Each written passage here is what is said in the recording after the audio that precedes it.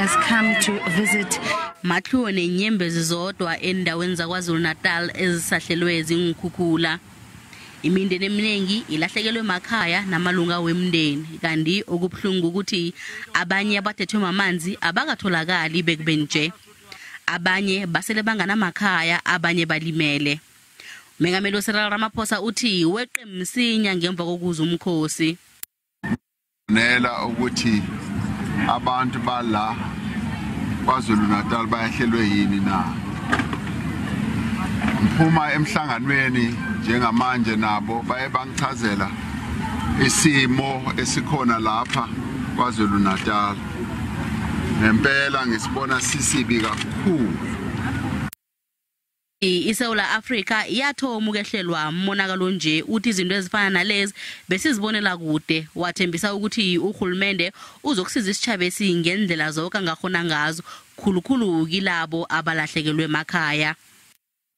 Bonke uzobamisana izandla ukuthi sibone ukuthi lengozi enehlele ukuthi senzani, sisebenza kanjani ukuncedisa abantu kakhulu laba abalahlekelwe izindlu, abantu abanayo nendawo yokuhlala.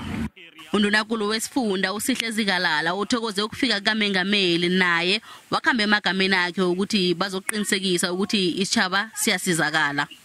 Uzikalala uthi bayazazi indingo zesitshaba begodu ukuvakatshela imindeni eyonakaleleko namhlanje akutsho ukuthi bazokukhambela futhi.